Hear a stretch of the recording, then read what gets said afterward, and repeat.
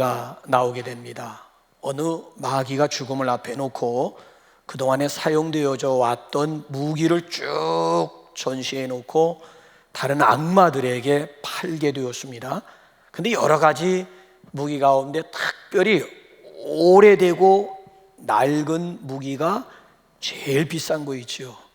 그래서 어느 악마가 이해가 되질 않아 가지고 물었다는 거예요.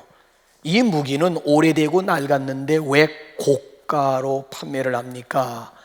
그랬더니만 이 노련한 마귀가 대답을 하게 됩니다. 너는 모를 거다. 이 무기가 얼마나 강력한 무기인가를.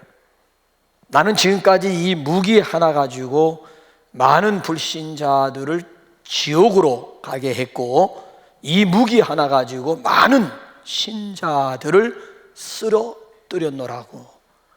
그 무기가 뭔 줄 아십니까? 절망이라는 무기였습니다. 고전 중에 고전이라고 할 수 있는 단테의 신곡에 보게 되면 지옥 문 앞에는 이런 큰 글씨가 쓰여 있습니다.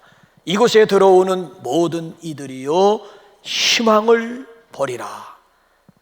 그러니까 단테에 의하면은 지옥이 따로 없다는 거예요. 희망이 사라진 곳, 소망이 없는 곳, 절망의 상태 그 자체가 지옥이라고 하는 얘기예요. 그래서 19세기의 덴마크의 철학자이며 신학자이며 시인이며 사회 비평가이며 심리학자였던 키엘케고르라고 하는 사람이 절망은 죽음에 이르는 병이다 라고 하는 말을 했습니다.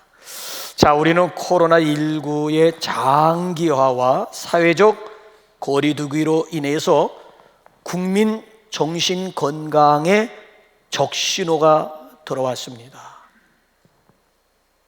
우울감, 불안감, 절망감에 휩쓰이게 되었습니다. 여러분, 해마다 오는 태풍이라고 하는 것은 바람과 함께 많은 양의 비를 동반하게 되지요. 그러니까 이 절망이라고 하는 것, 이 절망의 태풍이라고 하는 것은 인간의 근간을 지금 뒤흔들고 있지 않습니까? 이 절망의 한자어가 뭐지요? 끊을 절 바랄 망이 되겠습니다. 그래서 합치게 되면 바라는 것이 끊어진 상태를 절망이라고 그래요. 그래서 우리 우리 국어사전을 보니까 절망에 대해서 바라는 바를 버리는 마음, 희망을 포기한 상태, 희망이 사라진 상태라고 설명을 해요. 그러니까 더 이상 바랄 것이 없는, 기대할 것이 없는 그런 상태예요. 심리적으로는 공황 상태라고도 얘기하고, 젊은 사람들의 표현을 빌린다면은 이걸 멘붕이라고 그래요. 멘붕 상태라고 할 수가 있겠지요. 자, 이런 절망 상태에 빠지게 되면 심리적으로 사람들이 우울감에 사로잡히게 되고, 우울감은 바로 극단적인 선택으로 이어지게 된다라고 하는 것이요. 그래서 오늘 우리 사회의 가장 큰 문제는 뭡니까? 우울증 또는 자살이라고 하는, 젊은 사람들, 특별히 20대, 30대들에 이르러서 자살과 이 우울증이라고 하는 것이 얼마나 심각한 것인가를 우리가 지난번 데이터를 통해 가지고 우리의 눈으로 목도한 바가 있지 않습니까? 예레미야가 살던 시대나 우리가 사는 시대나 별반 다를 바가 없습니다. 오죽했으면 예레미야 애가라고 하는 성경이 쓰여졌겠습니까? 그렇지 않습니까? 보세요. 민족이 망하고 나라가 무너졌어요. 왕을 비롯해 가지고 모든 신하들과 백성들이 개처럼 끌려간 상황이에요. 더군다나 모든 성읍, 모든 가옥들이 졸지에 쑥대밭으로 변한 상황이에요. 그래서 예레미야 애가 1장 1절이 다른 성경과는 전혀 달리 어떻게 시작되고 있는지 한번 확인 한번 해보실까요? 시작. 슬프다 이 성이요, 전에는 사람들이 많더니 이제는 어찌 그리 적막하게 앉았는고. 전에는 열국 중에 크던 자가 이제는 과부같이 되었고, 전에는 열방 중에 공주되었던 자가 이제는 강제 노동을 하는 자가 되었도다. 슬프다로 시작을 해요. 그래서 예레미야 애가가 되는 거예요. 자, 1절의 상황이 구체적으로 뭘 두고 하는 얘기입니까? 3절에 가게 되면은 해석이 나오지요. 시작. 유다는 환난과 많은 고난 가운데에 사로잡혀 갔도다. 유다는 사로잡혀 갔도다. 유다는 바벨론으로 사로잡혀 갔다는 거예요. 그래서 예레미야 선지자는 유다 백성들의 고통과 극한 고난을 어떻게 표현할까 하다가 뭐라고 한마디로 표현했는 줄 아십니까? 자, 이스라엘 백성들, 특별히 유다 백성들이 당하는 절망적인 상황을 무엇으로 표현을 했는가 하면 19절로, 아니 여기 한번, 그렇죠? 19절 한번 넘어가 볼까요? 시작. 내 고초와 재난 곧 쑥과 담즙을 기억하소서. 뭐로 표현을 했어요? 쑥 그리고 담즙. 담즙이라고 하는 게 뭐지요? 쓸개야, 쓸개. 그래서 짐승을 잡을 때 특별히 이 쓸개가 터지지 아니하도록 쓸개부터 떼내지 않으면, 터졌다 하게 되면 고기는 베리는 거예요. 어느 정도로 쓴 것인가에 대해서는, 어느 정도로 쓴 고통인가에 대해서는 쑥과 그 다음에 담즙으로 표현을 했다라고 하는 얘기죠. 자, 절망은 죽음에 이르는 병으로 진단을 했던 키엘 케고르가 이번에는 믿음은 절망의 해독제다라고 하는 신앙적 처방을 내렸습니다. 그러니까 인간의 절망이라고 하는 것은 하나님을 찾는 기회가 되고 하나님을 만날 수 있는 축복이 된다는 거예요. 미국의 시인 에머슨이라고 하는 사람이 너무나 멋있는 말을 했어요. 나에게 무슨 일이 일어났느냐라는 질문보다는 내가 그 일에 어떻게 반응하느냐가 더 중요하다라고 하는 말을 했어요. 다시 말씀드리면은, 나에게 어떤 절망스러운 일이 일어났느냐에 대한 이런 심각한 고민보다는 내가 그 절망적인 일에 대해서 어떻게 내가 반응하느냐가 사실은 더 중요하다라고 하는 그런 뜻이에요. 그래서 우리는 문제가 없기만을 바라는 이런 안일한 신앙, 아니면 미신적인 그런 신앙보다는 어떤 문제든지 간에 믿음의 자세를 가지고 넉넉히 극복하겠다라고 하는 이런 자세가 더 중요하리라고 봅니다. 절망의 문제 자체보다는 그 절망에 대한 나의 반응, 나의 태도에 따라서 얼마든지 극과 극으로 바뀌어질 수가 있다는 거예요. 절망적인 상황은 인간 누구에게나 다 찾아올 수가 있습니다. 그러나 그 절망에 대한 자신의 태도에 따라서 행복과 불행이 결정될 수가 있다는 거예요. 절망은 보편성을 가지고 있습니다. 누구에게나 예외 없어요. 자, 그런데 절망을 극복한 경우는 아주 극히 소수일 뿐입니다. 그 소수의 사람들이 누구냐라고 했을 때 믿음의 사람들이, 여러분 성경에 나와 있는 인물들이 공통점을 가지고 있어요. 그러니까 이 절망의 이 불신앙을 믿음 가지고 극복한 사람들의 스토리가 곧 성경에 나오는 인물전이라고 할 수가 있습니다. 그래서 여기 오늘 본문 말씀을 보게 되면은 아주 터닝 포인트를 이루는 부사 하나를 이렇게 우리가 찾아볼 수가 있겠지요. 자, 가장 중요한 부사 하나를 꼽으라고 한다면은 그게 뭐예요? 오히려 역전을 뜻하는 부사가 되지요. 생각한 바와는 다르다라고 하는 그런 의미를 가지고 있어요. 오히려 반전, 그러니까 1장에 나와 있는 슬프다, 이런 절망적인 상황들이 3절 오히려라고 하는 부사를 통해서 오히려 좋은 결과를 맞게 되었다라고 한, 합력하여 선을 이루게 되었다는 거예요. 그래서 여기 21절 하반절을 보시면은 그것이 오히려 나의 소망이 되어 싸움은, 그것이 오히려 나의 소망이 되었다라고 하는 고백이에요. 자, 그것이 무엇일까요? 이 시간에는 그것이 알고 싶다예요. 상황을 반전시키고 역전시키는 그것이 도대체 뭘까요? 그리스도인들의 소망의 근거는 어디에 있는 것일까요? 예레미야가 발견한 소망의 근거라고 하는 것이 도대체 뭘까요? 자, 이런 차원 가지고 본문 말씀을 우리가 접근하게 되면 소망의 근거 4가지를 발견할 수가 있어요. 첫째는 하나님의 성품입니다. 여러분, 하나님의 성품은 신구약 성경을 보게 되면 노하기를 더디하시고 인자와 자비와 긍휼과 사랑과 공의와 심판과 하나님의 성품들이 여러 가지가 나옵니다만은 그 중에 가장 대표적인 성품이 뭘까요? 자, 한번 22절, 32절 보면서 겹치는 부분이 있어요. 하나님의 대표적인 우리 성품이 있어요. 시작. 여호와의 인자와 긍휼이 무궁하심으로 우리가 진멸되지 아니함이니이다. 32절. 그가 비록 근심하게 하시나 그의 풍부한 인자하심에 따라 긍휼히 여기실 것임이라. 하나님의 대표적인 성품이 뭐예요? 인자와 긍휼.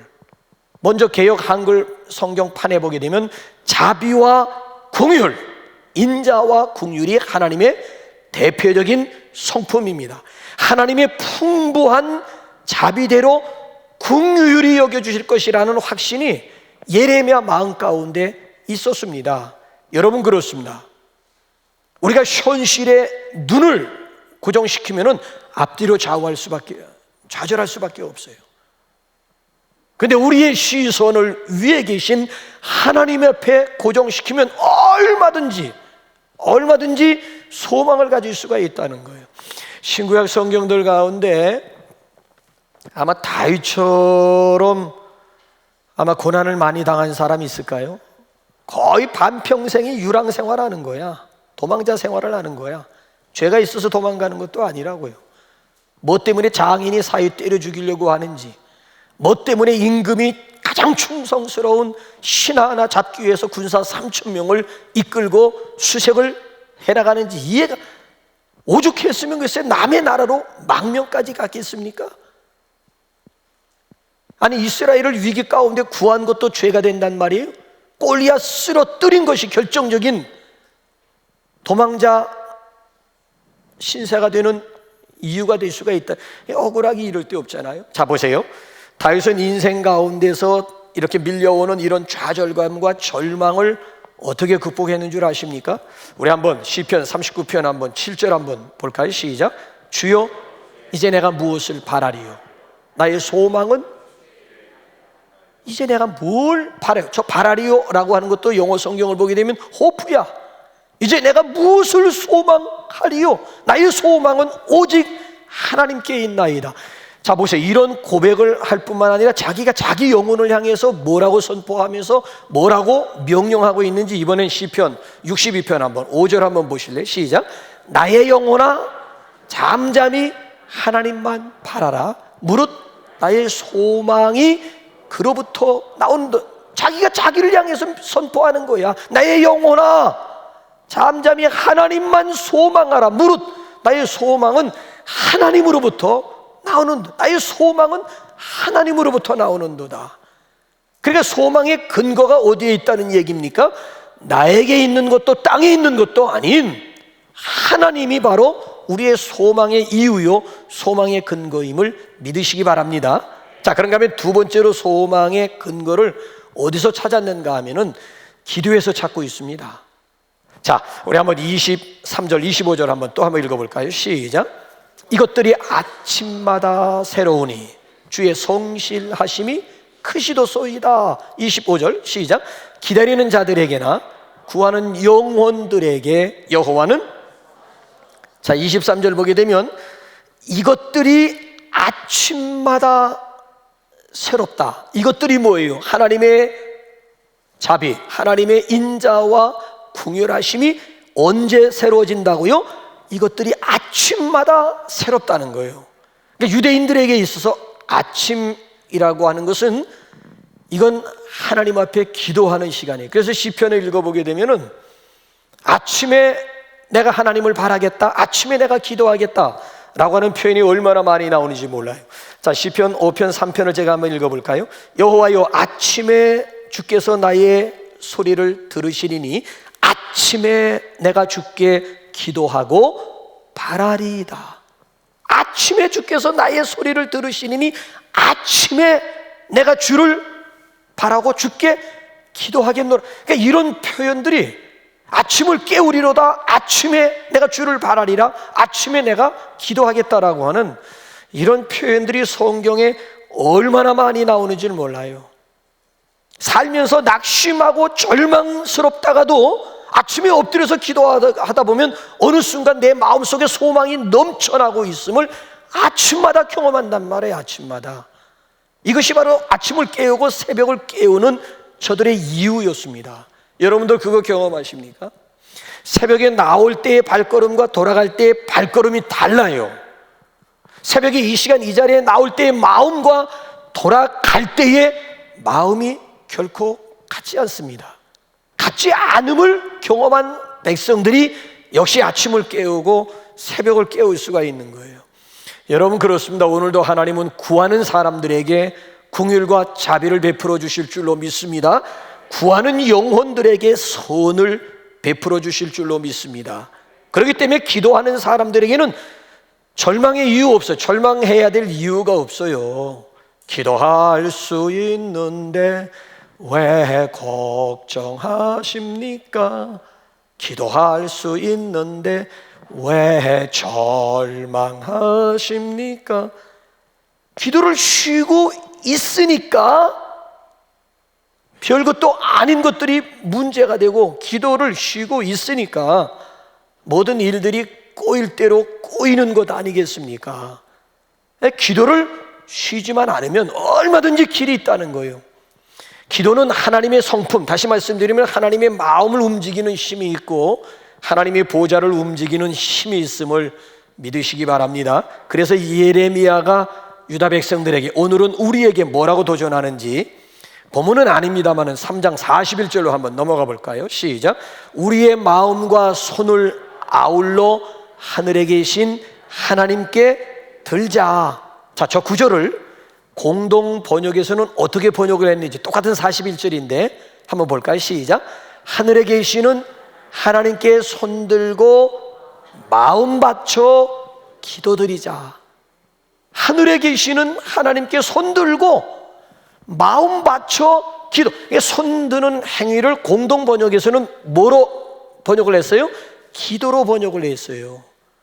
여러분 정말 그래요. 모세가 손을 들고 기도할 때에 이스라엘 백성들이 승리를 했고, 손을 내리면, 피곤해서 손을 내리면 아말렉이 이겼어요.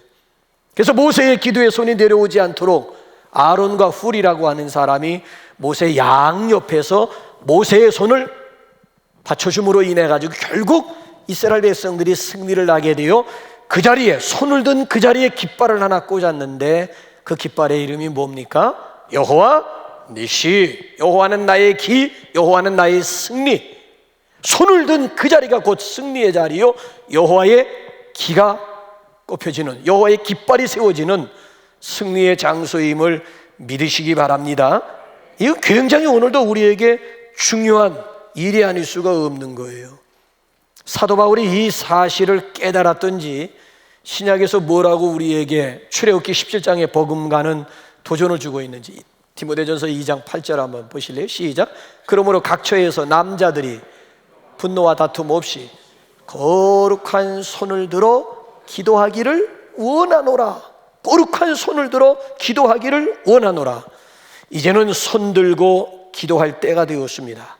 이제 사순절을 맞이해가지고 그동안 늘어진 손들 번쩍 들고 하나님 앞에 기도하는 그런 시간들이 되시기를 바랍니다. 여러분, 생각이 복잡할수록 그리스도인들은 기도해야 돼요.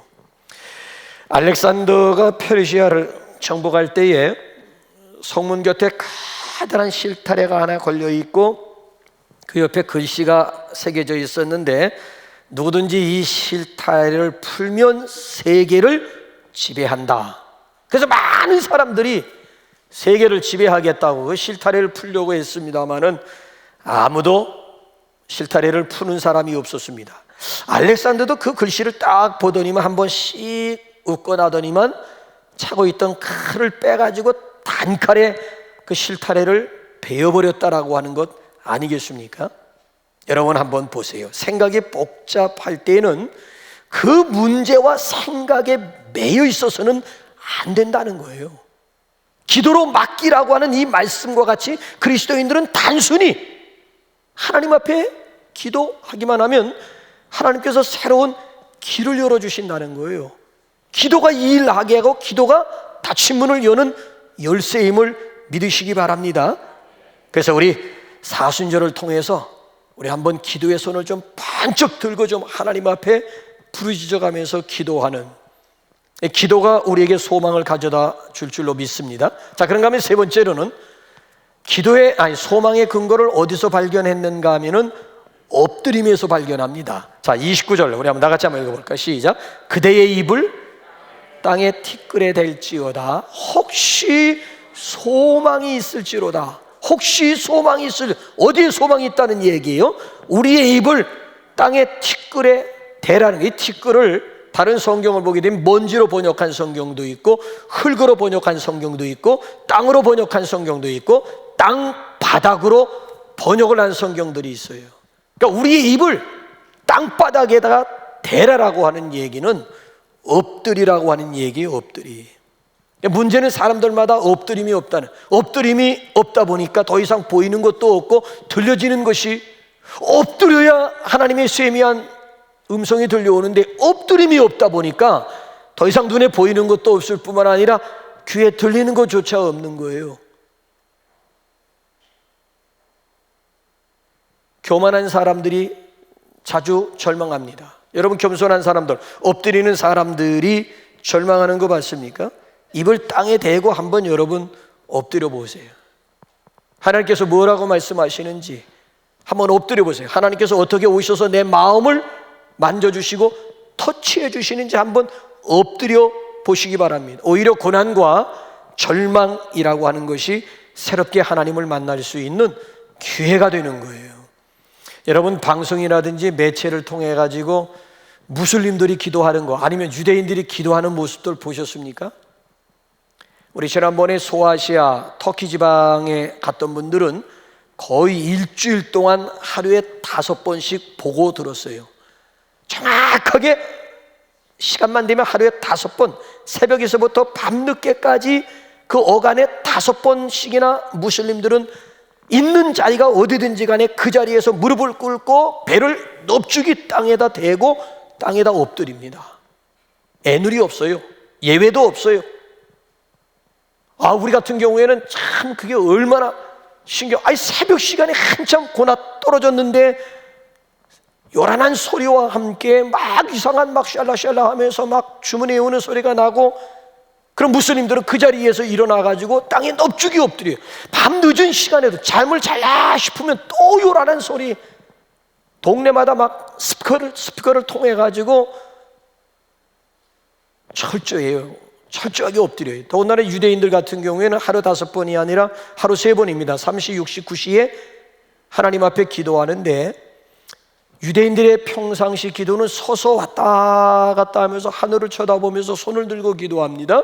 근데 유대인들도 정말 다급할 때에는 엎드려 기도해요.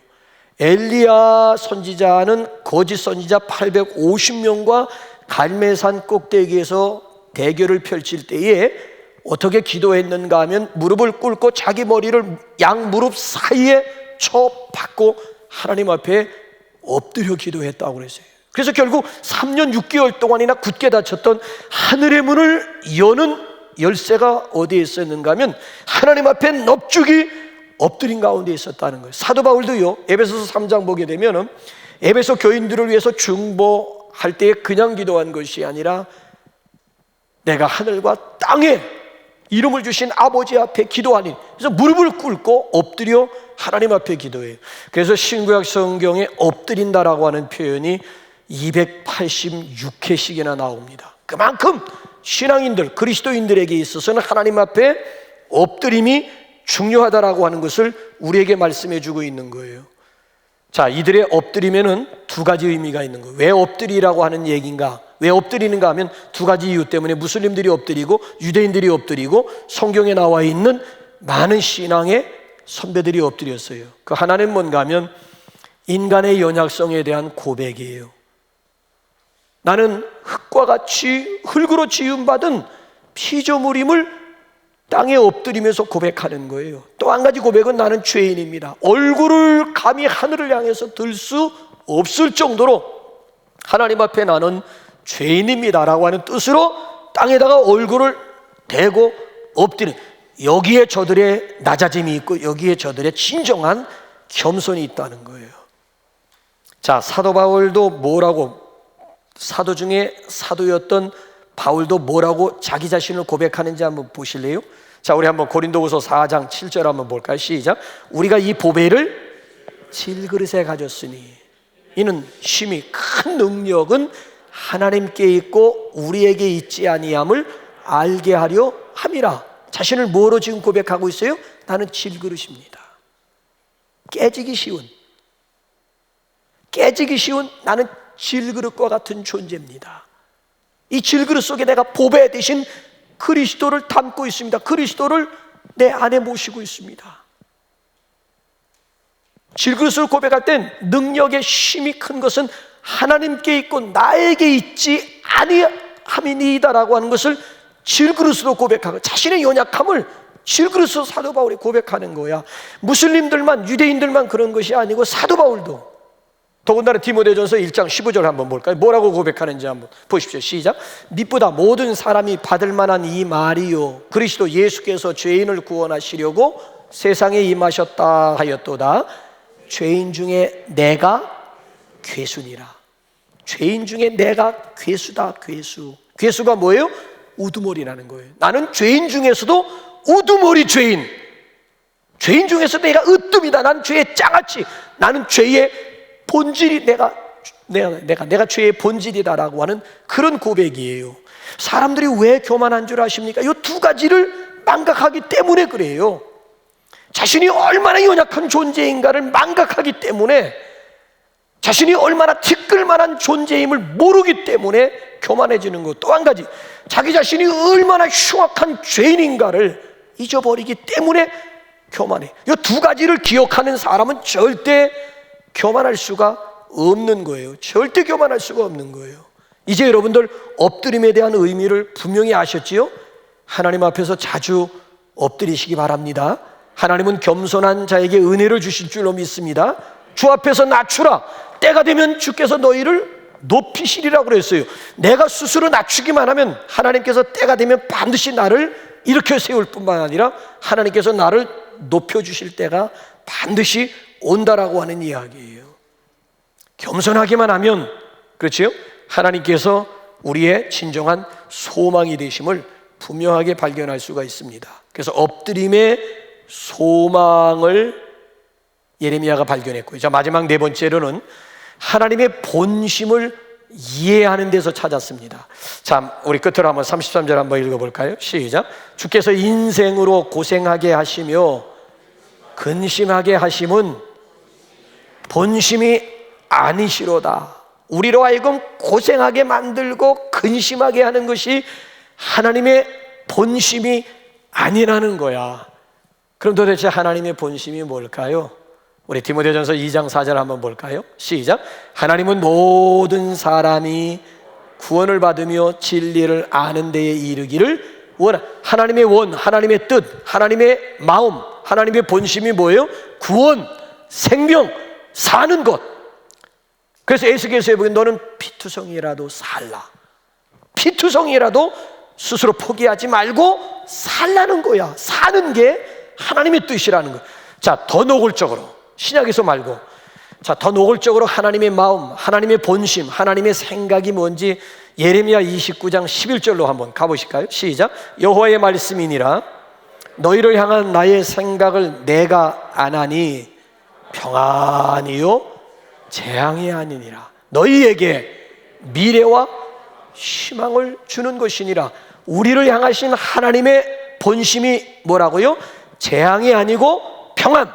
우리에게 미래를 주고 희망을 주는 것이 하나님의 본심임을 여기서 분명하게 강조해주고 있지 않습니까? 우리가 믿는 하나님은 소망의 하나님이신 줄로 믿으시기 바랍니다. 그러니까 지금 하나님께서 매를 드는 이유는 죽으라고 때리는 게 아니라는 거예요. 하나님께서 유다 백성들에게 바벨론이라고 하는 매를 들어가지고 치신 것은 죽으라고 친 게 아니라는 거예요. 오히려 여기 예레미야 29장 11절에 의하면 사랑의 매라는 거예요. 사랑하기 때문에 매를 들었다라고 하는 얘기지, 미흡기 때문에 아니면 죽으라고 매를 든 게 아니라는 거예요. 그래서 유다 백성들은 이 하나님의 매의 의미를 깨닫고는 일장의 상황과는 전혀 다른 그런 모습으로 하나님 앞에 서게 됩니다. 그래서 보게 되면 불안이 평안으로, 두려움이 담대함으로, 의심이 확신으로, 미움이 사랑으로 완전히 바뀌게 되는 거예요. 절망이 소망으로 완전히 바뀌게 된 거예요. 여러분, 그렇습니다. 남들은 앞이 보이지 않는다고 지금 탄식하면서 절망하고 있습니다. 자, 보세요. 언제 이 코로나가 끝날는지 모른다며 답답해하고 있습니다. 기약이 없다는 거야. 디데이가 없다는 거. 언제 이 코로나가 멈추게 될는지는 노바디 노스, 아무도 모르기 때문에 밖에 있는 사람들은 굉장히 지금 답답해하고 있어요. 근데 우리는 하나님의 약속 가운데서 현재를 볼 뿐만 아니라 미래를 보기 때문에, 왜? 지구의 역사의 주인공이 누구예요? 역사의 주인은 하나님이에요.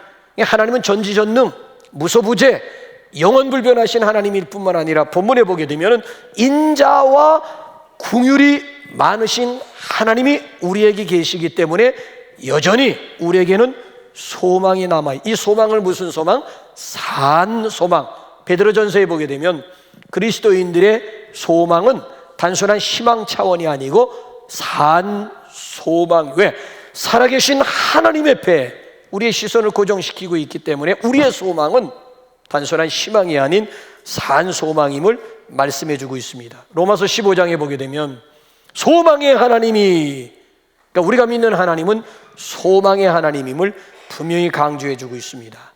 하나님의 본심을 여러분들이 깊이 이해하는 가운데 이제는 우리 손을 들고 하나님 앞에 겸손하게 엎드림으로 인해 가지고 우리 금년 한 해 동안도 오히려의 축복, 오히려 에바다의 축복, 오히려 달리다 굼, 도리어 일어날 수 있는 우리 월요일의 주인공들이 되시기를 주님의 이름으로 축복합니다. 우리 이 시간 우리